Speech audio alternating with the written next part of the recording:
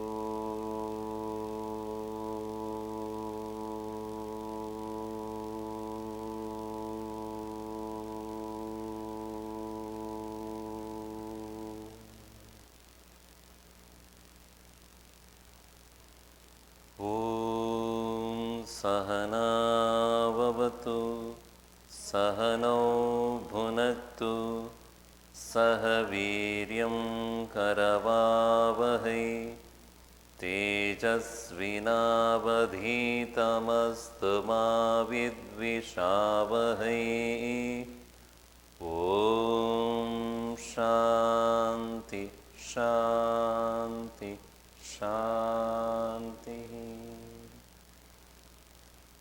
सदाशिवसमारम्भां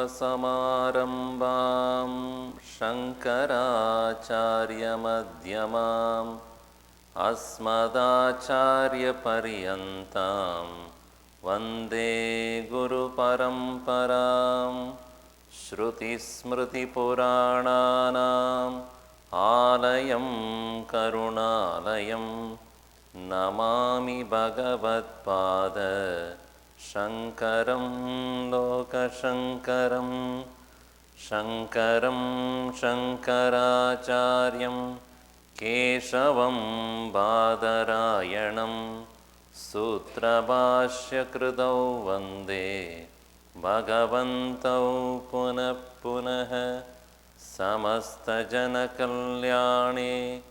निरतं करुणामयं नमामि चिन्मयं देवं सद्गुरुं ब्रह्मविद्वरम्.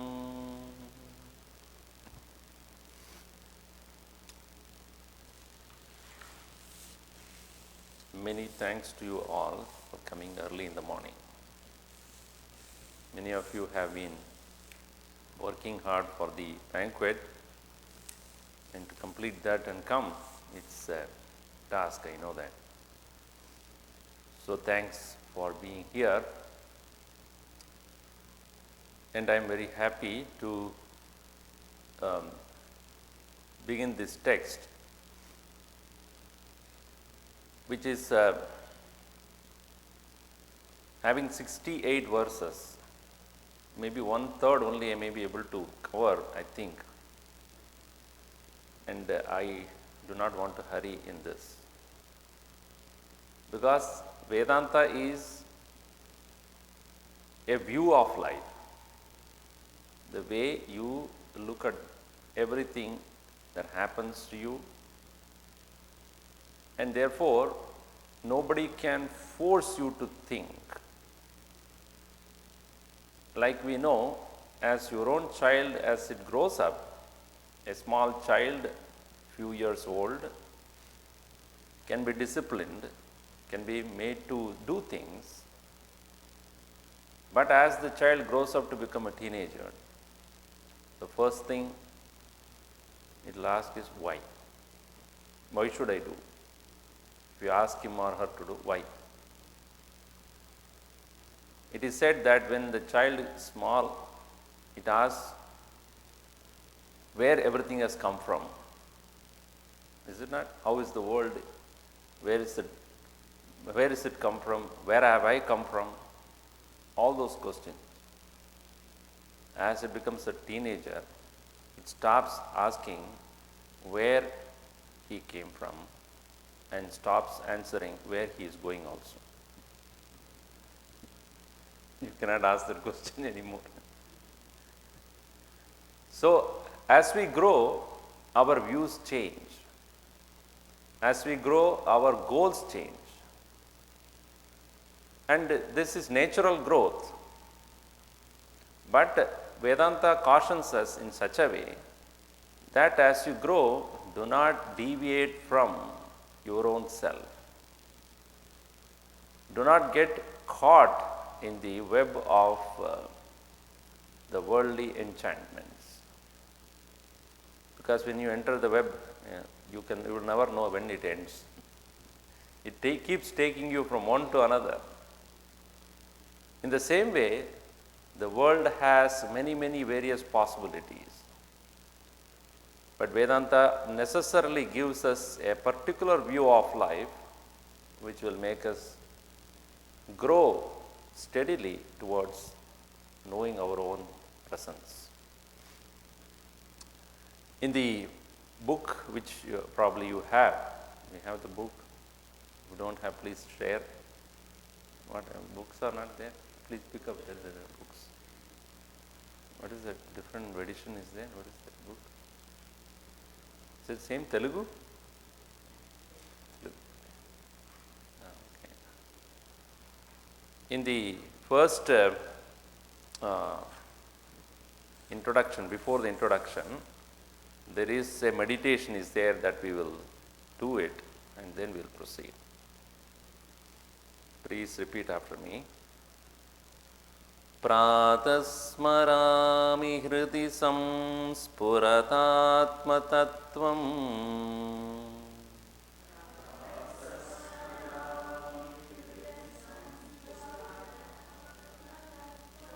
Satchit sukham paramaham sagatim turiyam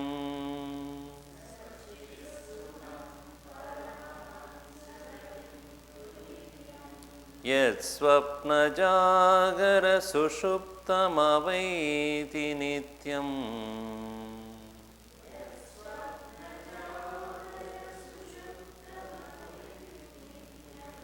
Tad brahma nishkalamaham najabodha sangaha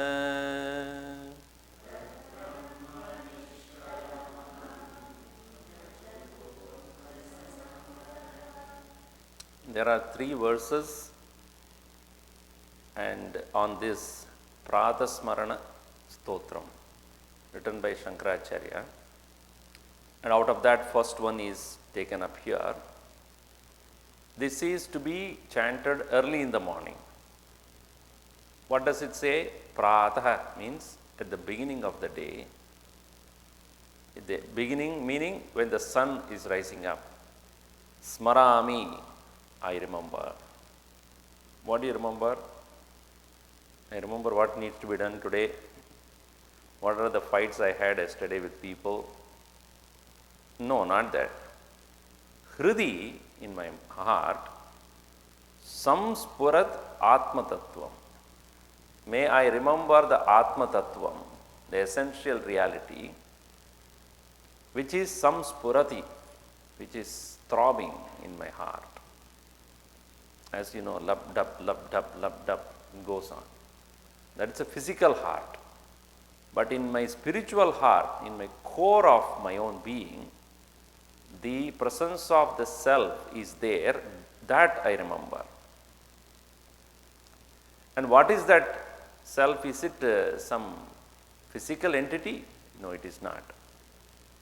But it is pure presence. Sat Chit Sukham. Sat, a pure existence. Chit, pure awareness. And Sukham, pure bliss and joy. Paramahamsa Gatim Turiyam, which is the very goal of great realized masters who always revel in that. Paramahamsa is a title given to those who are enlightened beings. Nowadays, anybody and everybody can keep that name. Unfortunately, in the tradition of Hinduism, nobody really gives a title. Anybody can take any title. One man kept his name Jagat Guru Gadabhudananda. Gadabhudananda, you know, one who creates trouble. So he said Jagat Guru. So somebody asked you, who gave you the title Jagat Guru? He said, I had only one Shishya. His name is Jagat. I am his Guru. Therefore, my name is Jagat Guru. So anybody can keep a name. Nobody asks. Unlike in traditions like Christianity, etc., where the titles are given only by the Pope or someone. Here, nobody cares. So, Paramahamsa means Param Aham Saha Idi Yo Janati. He who knows Param, the Supreme, Saha, that Supreme is Aham. Param Aham Saha. Param Saha Aham, meaning that one which is Supreme is me. Another meaning is, it is said there is a legendary bird called Hamsa bird, which can separate water from milk. Here in India it is milk from water, whichever is higher quantity that is to be kept. So, that which can distinguish between water and milk, it is very difficult, it is so mixed together. You cannot separate that. But one who is capable of doing that is that bird called Hamsa. In the same way, in this world, it is so difficult to distinguish reality from unreal things, Atma from Anatma. But he who has excelled in separating these two very well, Viveki Purusha, and such a person is in his ability is Param, Supreme. Parama Hamsa. That like the Hamsa word can take away the water away from the milk. In the same way, he who can distinguish unreal from the real and abide by the reality is called Paramahamsa. So, for these Paramahamsa Purushas, that which is the goal, Gati, is that Satchit Sukham, that I remember in my own heart. Hridi Bhava, Hridi Smarami. And it is referred as Turiyam. Turiyam means Chaturtham, the fourth state of consciousness. You might have heard from Gurudev's talks, etc., that we go through the three states of awareness, waking, dream and deep sleep, which is said, Yat Swapna Jagara Sushuptam Avaiti Nityam. Swapna, dream, Jagara, waking, and Sushuptam is sleep. In these three states of awareness, one Avaiti, one which knows, one which is present and aware of, Nityam at all times. So, Yat Swapna Jagara Sushuptam Avaiti Nityam Turiyam Paramahamsa Gatim Satchit Sukham Samspurat Atma Tattvam Pradakhale Hridi aham smarami. In the beginning of the day, I remember that which is throbbing in my own heart, which is pure awareness, existence and bliss, which is the goal of all the enlightened masters, which knows the three states of awareness, namely dream, waking and deep sleep.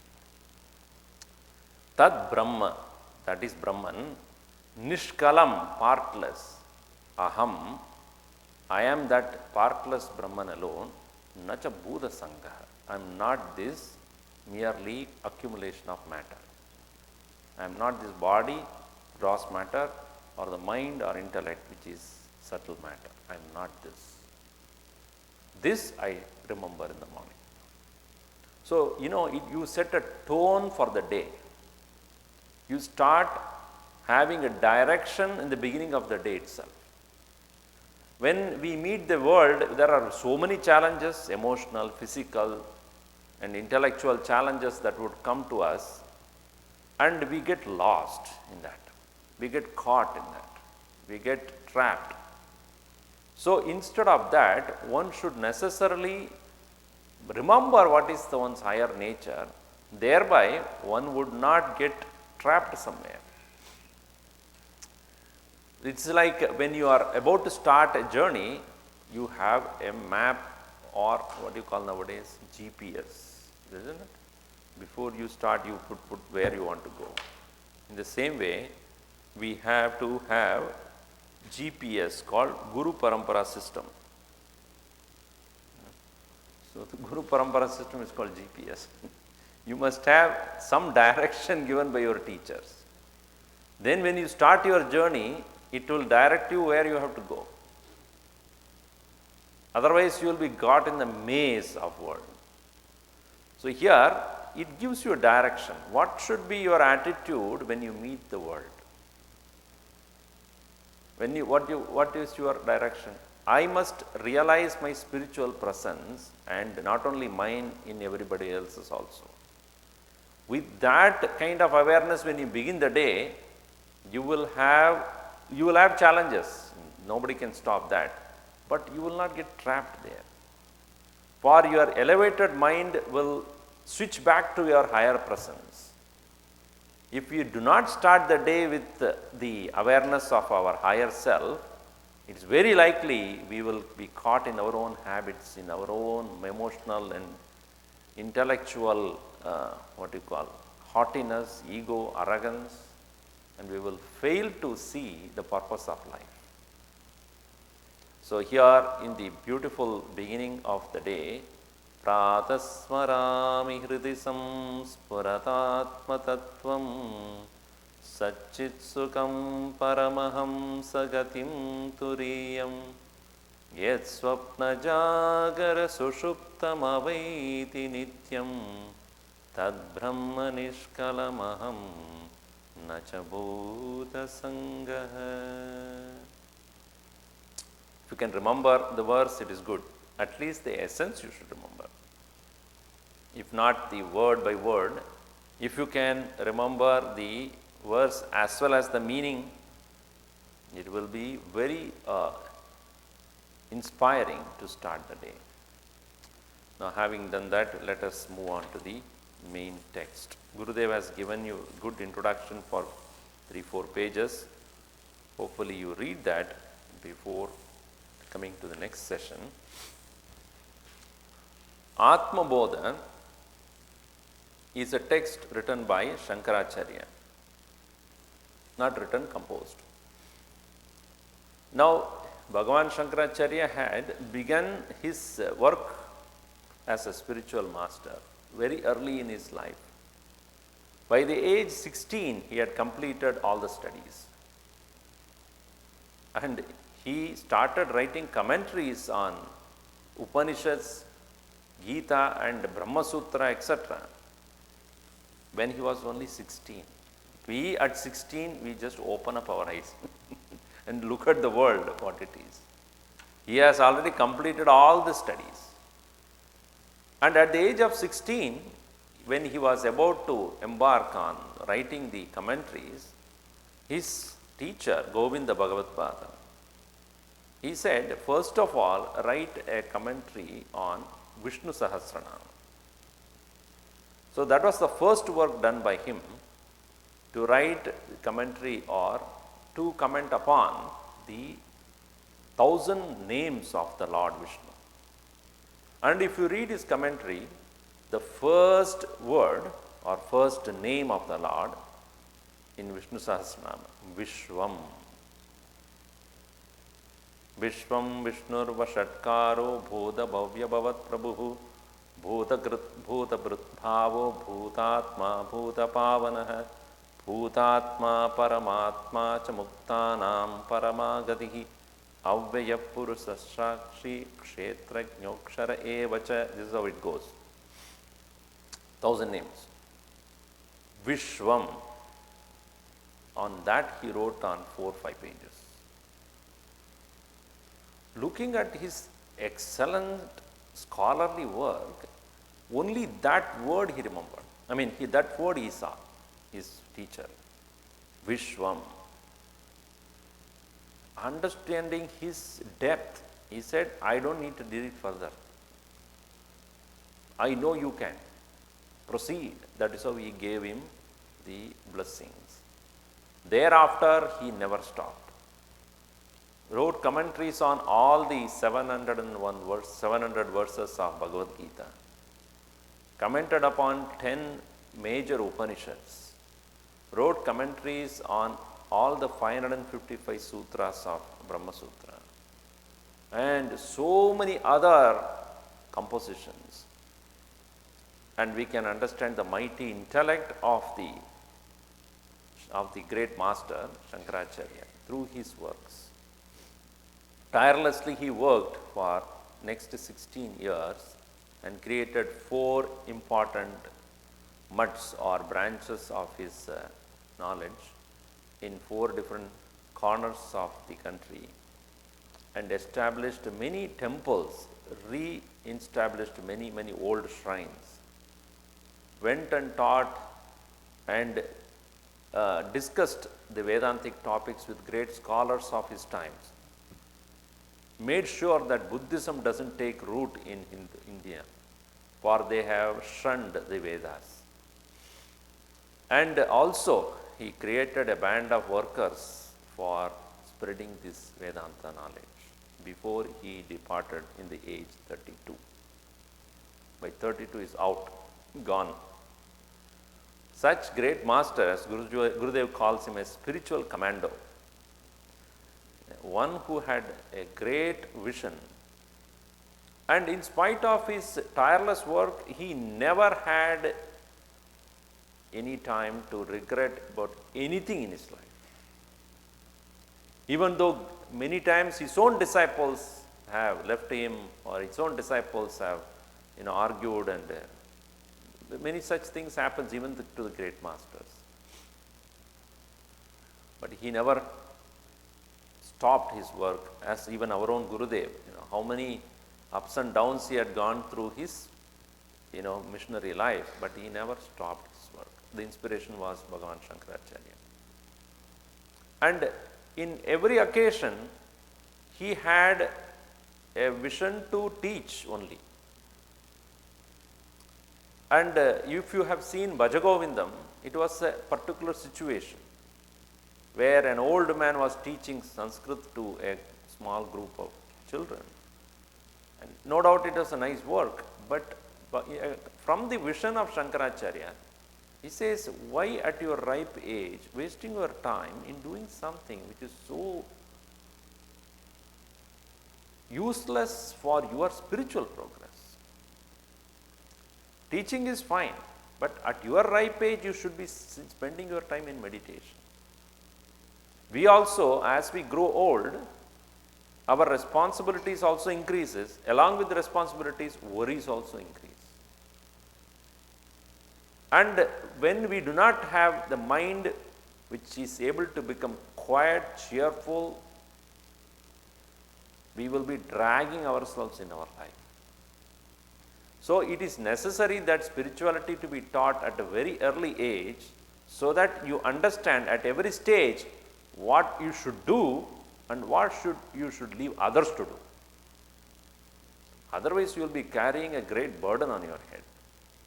And as you proceed in your life, you should spend more time on realizing your inner presence, the joyful presence of the self, in meditation and contemplation, and let the rest of the world, let them do what they are supposed to do. So he said to that old man, think of the Lord. Nahi nahi rakshadi dukrin karani, samprapte sannihite kale. When the time to leave this world comes, nothing else protects other than that knowledge that gives you the fearlessness. Chant the name of the Lord. Realize the truth. So every occasion he had a particular task to accomplish, to teach. So Atma Bodha, Tattva Bodha, and Upanishad Sara Sangraha, Viveka Chudamani, Drigdrishya Viveka. So many different texts he composed on Vedanta, only to teach the people how to look at life differently. The view of life must be a lofty vision. He had not only given the Vedantic philosophical texts, but also various texts on devotion to the Lord. Shiva Ananda Lahari, Saundharya Lahari, and as I said, commentaries on Vishnu Sahasranam, commentaries on Lalita Sahasranam, and various Ashtakam, Panchakam, so many of them. As children also chanted on the other day, yesterday, that, Sadhana Panchakam. That is also such a beautiful composition. So one such composition is this Atma Bodha. The very meaning of this title is Atmanah Bodha, knowledge of the self. In American talks on this, topic, he says Atman. It's not Atman, Atman. So one American came to me and said, do you know about Atman? I said, I know Atman as well as Atwoman also. Because Atman is the same, not only Atman, but also Atwoman. So Atman is not male, it is not female, it is genderless. The Atman, the spiritual presence in us, does not have any particular characteristic or quality. And we should know about it before we proceed on to realize it. This is the contention of Bhagavan Shankaracharya. Know before you embark on realizing it. Because realization, enlightenment is not an accident. Do not think that one day we'll suddenly wake up and enlightened. It does not happen. Even to Bhagavan Buddha it did not happen. He had to spend hundreds of hours, many years to realize the highest nature of oneself, enlightenment. So he sat under the tree called in Bodh Gaya and he realized the truth at one day. One day when that knowledge ripened to become his own personal experience, he got that enlightenment.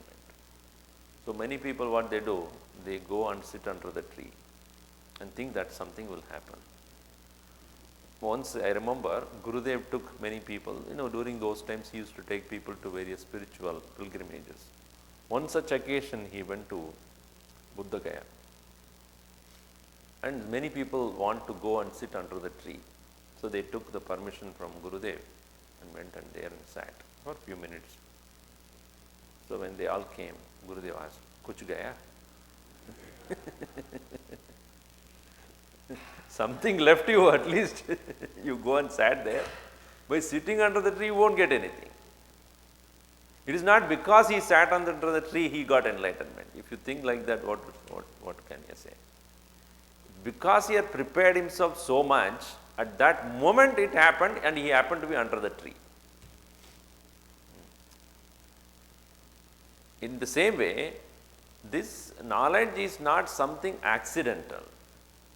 It has to grow in you very, very slowly and steadily. And you alone are the witness for that growth, nobody else.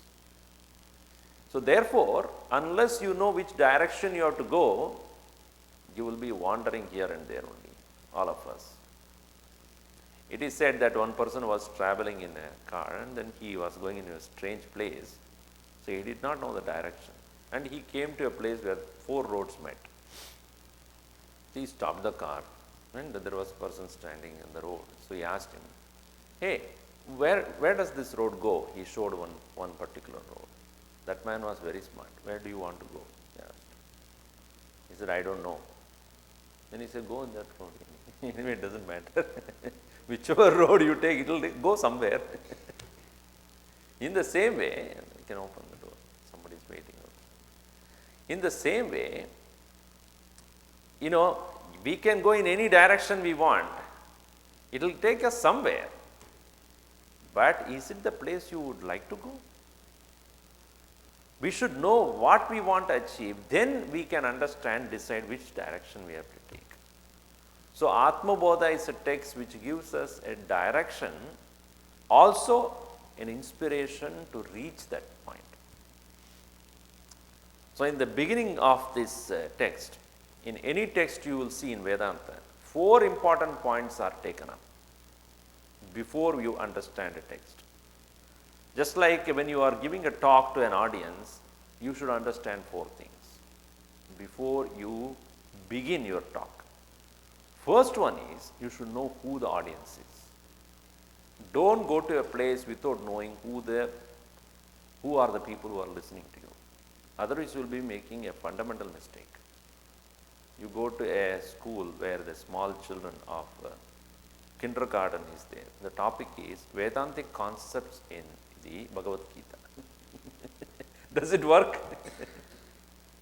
The audiences are not qualified to listen to this. And however be the good speaker you are, the audience are not fit to listen to this. You should know who the audience is before you start your talk. Right? So that is called Adhikari Lakshana. Adhikari Lakshana means who is the one who is ready to listen to your talk. Or whatever, if you are writing a book. You should know who the audience is, who the reader is. Second is very subject itself, Vishaya. You should be clear about what the topic is. The third one is Sambandha. How the topic that you are talking is relevant to the person who is listening. Sambandha. The fourth one is Prayojanam. What is that you want to achieve at the end of that talk? You want the people to act on what you say? Do you want the people to understand a particular idea which you want to convey? So therefore the prayojanam, the end result. So adhikari, the qualification of the audience or the reader. Vishaya, the title or the subject matter which you are going to write about or talk about. Sambandha, the relationship between the listener and the topic. And prayojanam, the end result which you would like to achieve. So in Vedantic text, these are kept in mind. Now in the text which begins now, you will see how it is treated. We read the first verse. Tapo bhikshina papanam Shantanam vitaraginam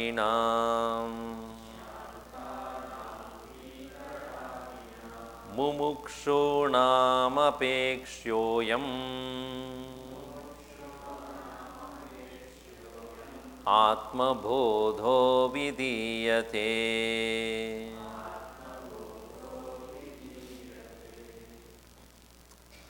These 4 important aspects of a text is covered in the first verse itself. Who are the audience? Who is the audience, or who is the one who is listening to us? He says, before you start this text, you must have this qualification. I am telling you, after reading it, you will find that you don't have it.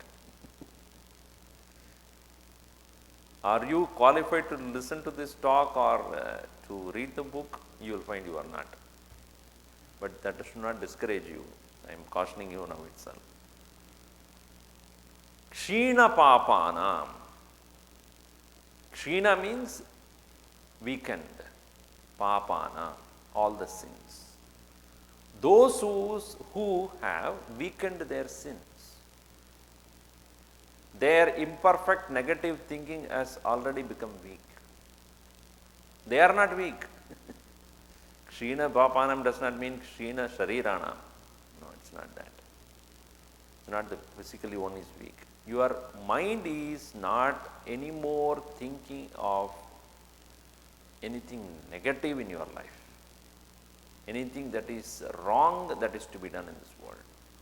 Kshina papa. How they have come to weaken their own inner impurities? Tapo bihi. By severe austerities, disciplines of life. Disciplines of life such as speaking only the truth, speaking what is useful to others, speaking everything which is useful and truthful with great love. That is one aspect of it. That is called vak tapas. Vangmaya tapah. Speech should be truthful, useful and sweet. Usually truth is not sweet. That is another thing. When you want to tell him something very truth, that person won't like it. Even in satsanga, when we conduct, we talk about the truth. Very bitter. Therefore, at the end, we give sweet also. I've been talking to you so many things which you don't like. Better take some sweet and go. Truth is always bitter, but it will always make you better. So here, through tapas, the austerity of speech, austerity of thought, and austerity of action. Vangmaya tapa, sharira tapa or kaya tapa, and mano tapa, mind which is also having this austerity. They have weakened their sins. In today's world, what they call it as attitudinal change. Don't they call it as that? You have to change your attitude.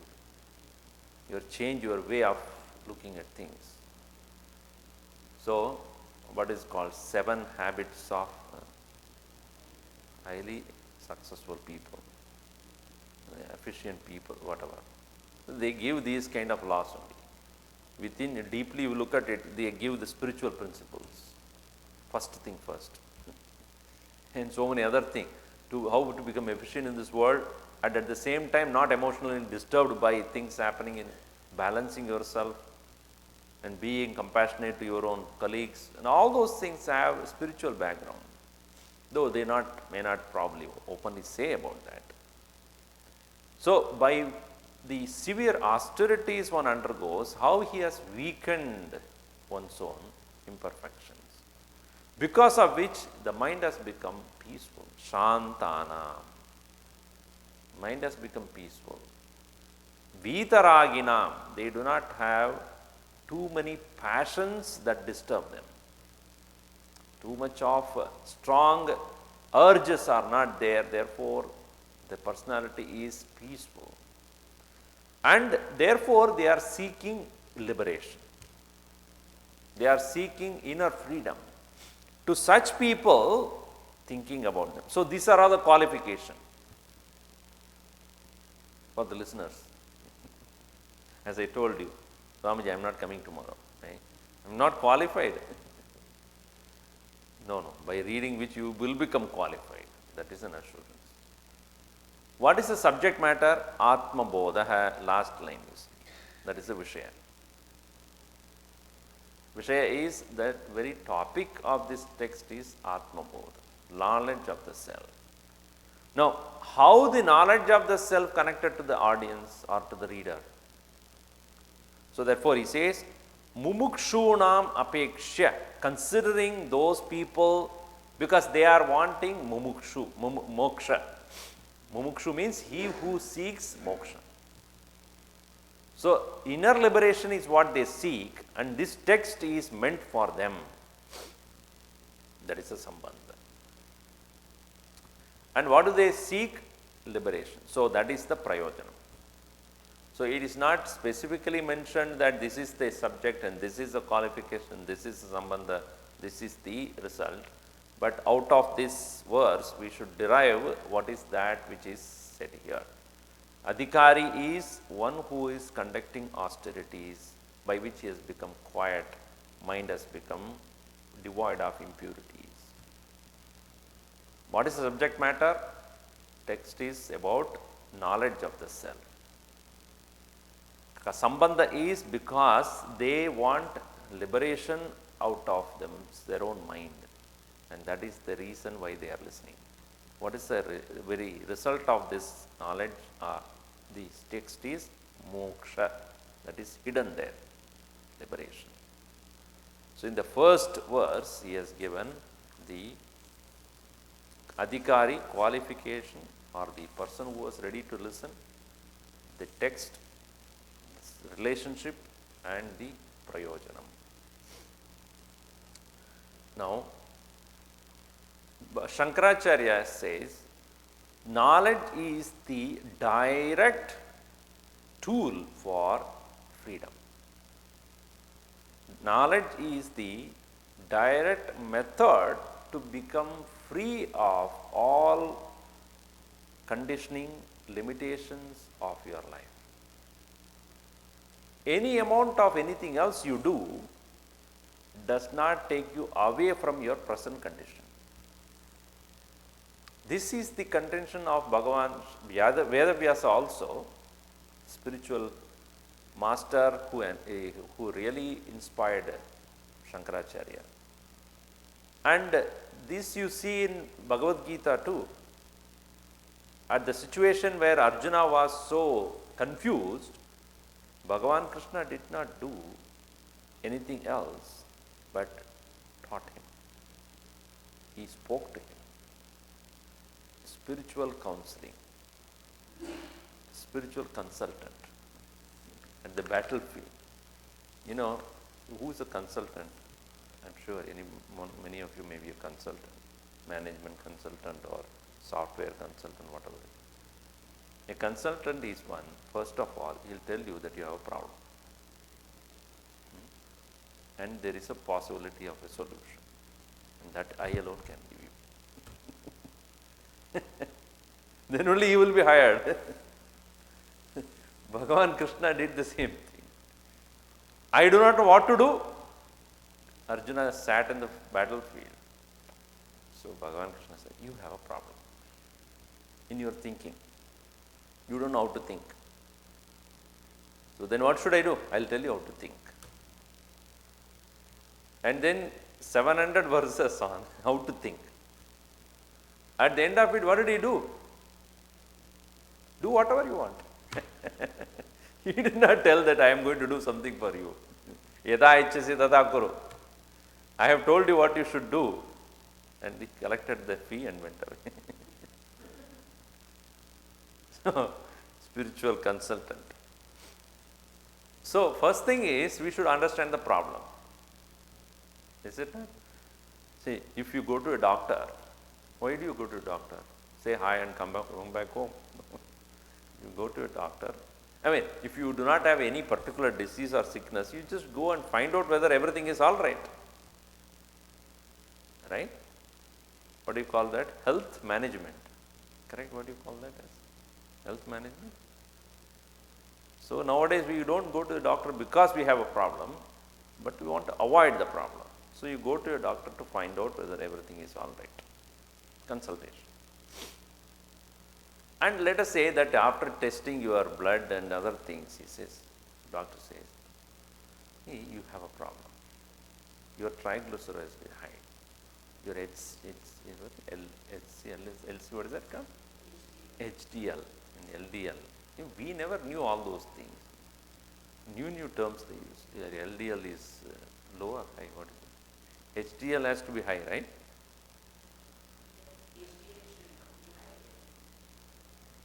I think so. You don't know. H should be high, L should be down.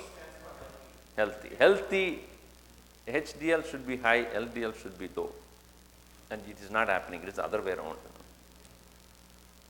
So when you go to a doctor and he tells you that this is the problem, would you get angry on him? How dare you say I have a problem? Because you went to him for consulting and he is supposed to tell you what's happening with your body, in your body. In the same way, when you open a text, it is going to tell you a problem. If you do not want to listen, you can close it. When you open a Vedantic text, first thing it will tell you is, you have a problem.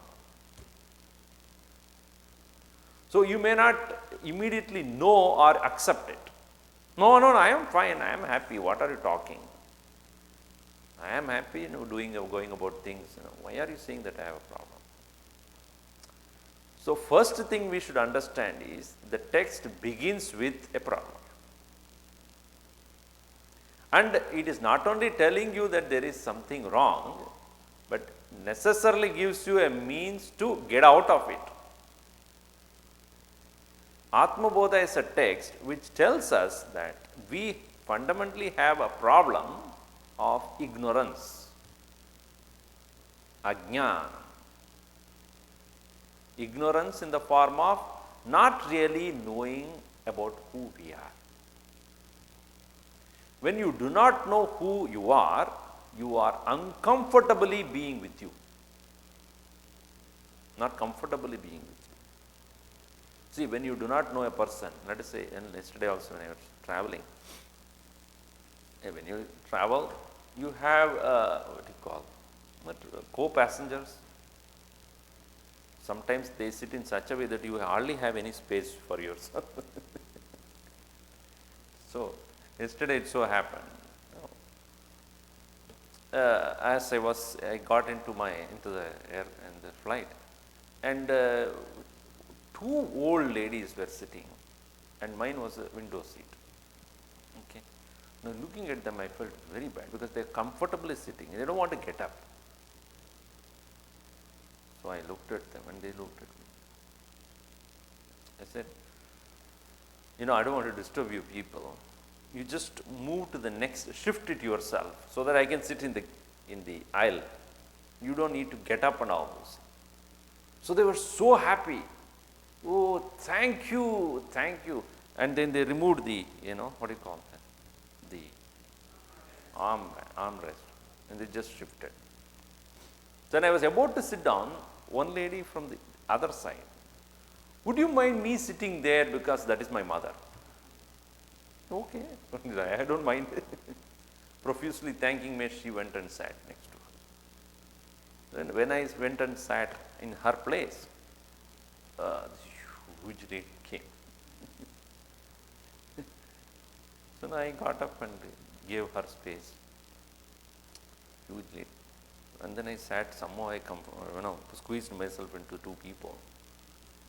And for the first half hour of the journey, we did not know each other. So when you are sitting next to a person whom you don't know, either you have to go to sleep or you have to read some book.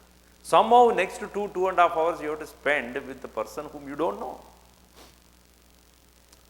If you look at it, if in your life you are to live with a person whom you don't know, what will you do? Your own spouse. You try to understand him or her, but every time you think you understood, you misunderstood. It will be so difficult to deal with a person whom you don't know or who misunderstands you constantly. Forget about that. If you don't know about yourself, how uncomfortable that whole life would be. Every time you think you know yourself, your mind acts in such a way that it's totally contradictory. You decide to get up at 5:30 or 6 o'clock to come to the talk. At around 5:30 when you put the alarm and wake up, mind says, nothing doing, I'm not going. It's very cold outside. Shut up. Your own mind which decides to get up, the previous night it decided, the same mind is now denying the decision. Our life is so haphazard because our own mind is not listening to us. This is what Bhagavan Krishna says in 6th chapter. That your own mind is your own enemy. Atmaiva atmana bandhuhu, atmaiva ripuratmana. Your own mind is your friend if you understand your higher nature. Your own mind is an enemy.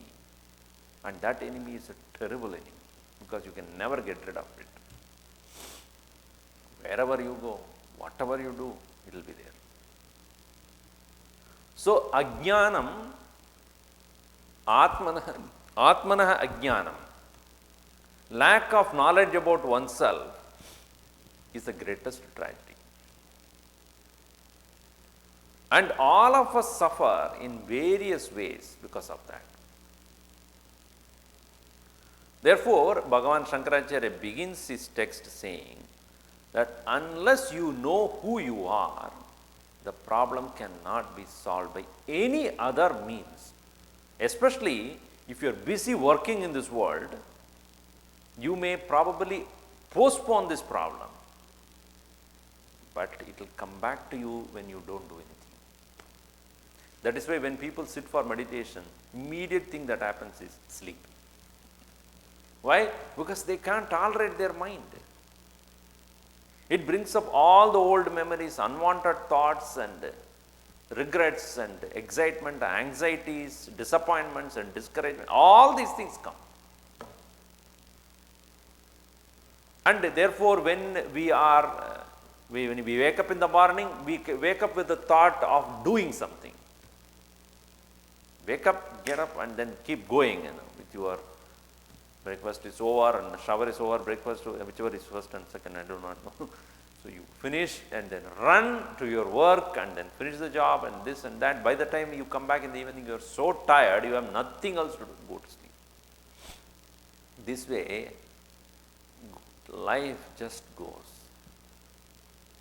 Dinaya minyo sayam prataha shishira vasanto punarayada kala kridati gacchatyayuhu tadapina munchati ashavayu. Bhagavan Shankaracharya beautifully puts in Bhajagovinda. Day and night, winter and summer, morning and evening, just comes and goes, comes and goes. Your life is just playing with you. Time is playing with you. You are not free. And when your physical body is tired, you cannot earn any more. At that time, when your physical body is not cooperating with you to do anything, that is when the mind has become a rakshas, a demon. Because then you have to face it. As he says, during the early childhood, I was busy playing. During the time when I was youth, I am busy going behind the girlfriends. That's what he says, Balastavat krida saktaha, tarunastavat taruni saktaha. During the time when I was young, I was behind cocktails and ponytails. Going behind tarunastavat taruni saktaha. And when I become old, what am I busy with? Vriddhastavat chinta saktaha. Only regrets. Parame brahmani kopina saktaha. Nobody thinks about higher things. So, you cannot escape this problem.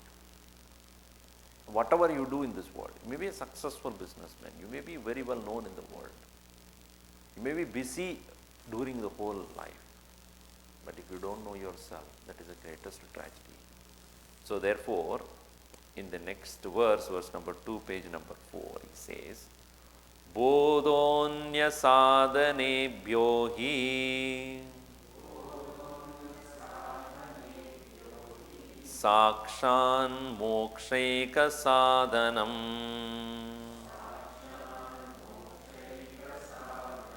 pakasya vahni vajnanam vina moksho na siddhyati. The second line, it is written sakshan. It should become sakshan. Okay, there is a delta there. In English, you anyway would not know, but in Sanskrit. Moksha eka sadhanam bodha.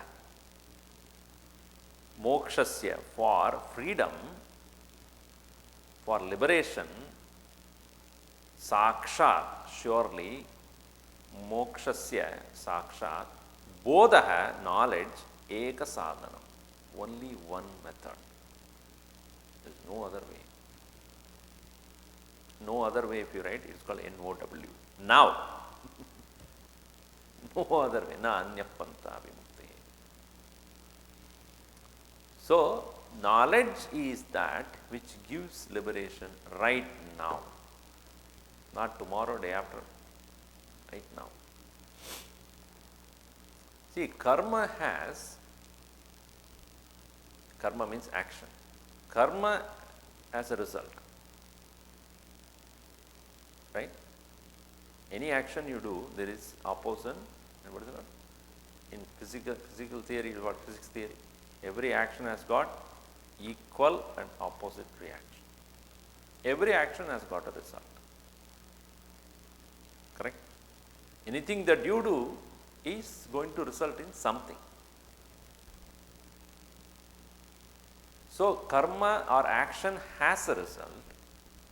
Knowledge is the result, not has the result. Knowledge itself is the result. Knowing is not going to give a result later.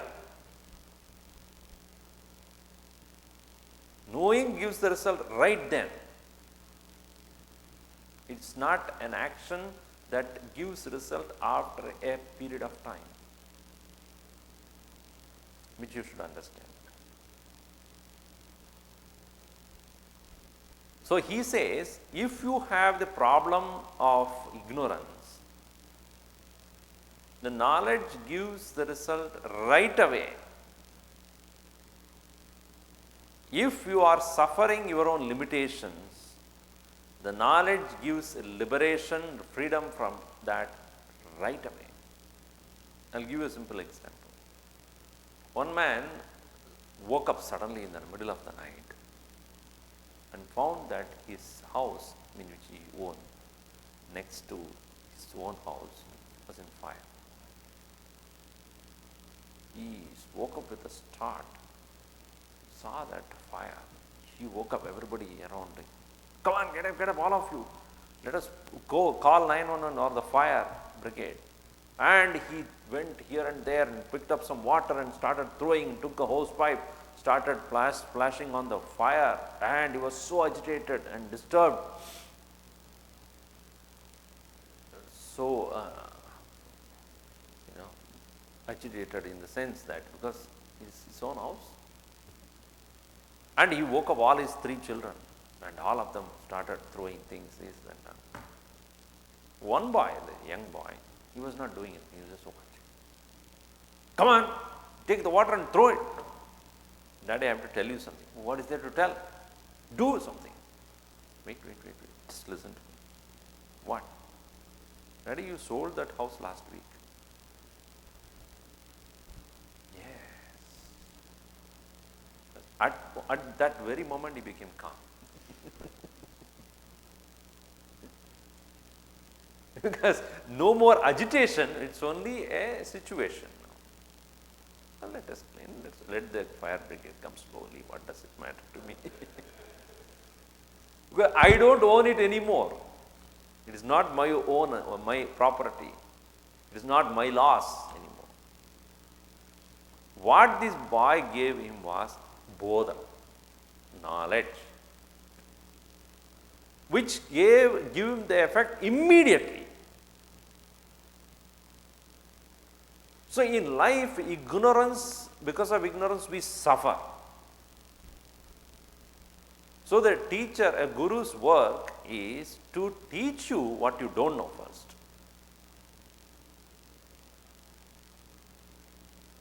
This is what you get in your, school education. You go to university or any school, what they teach you is what you don't know. But a spiritual teacher, what he does is not teaching you what you don't know. He teaches you what you have misunderstood.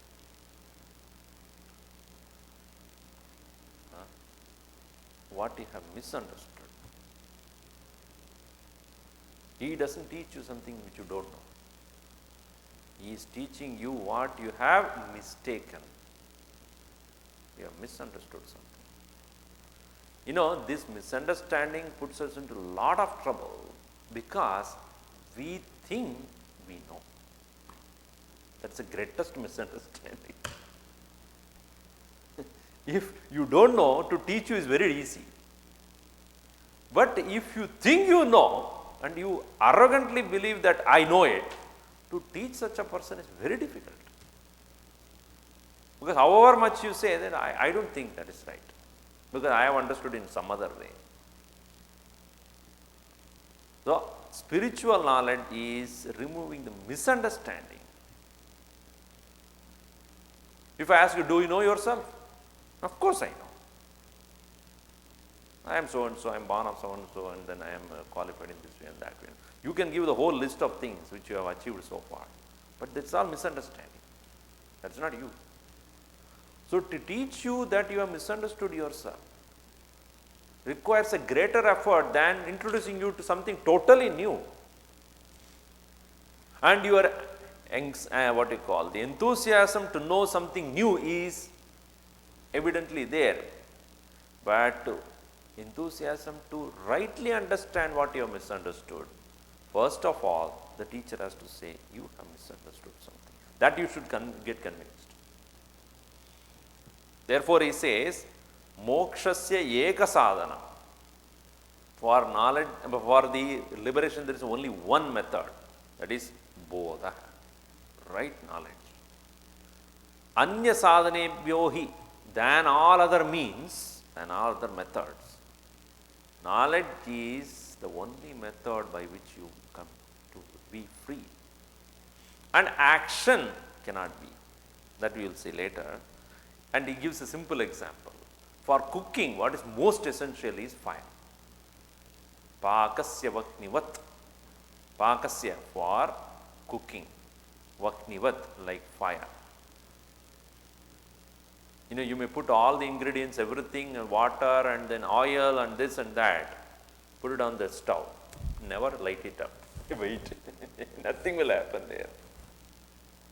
One lady was cooking for the first time after she got married.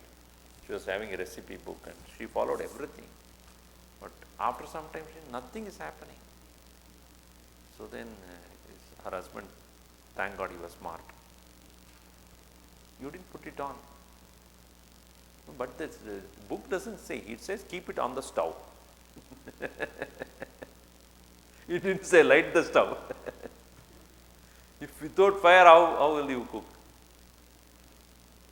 So in the same way, just like the fire is most essential for cooking, knowledge is most essential for liberation. So in every verse you will see, he will tell a particular thing and he will also give an example.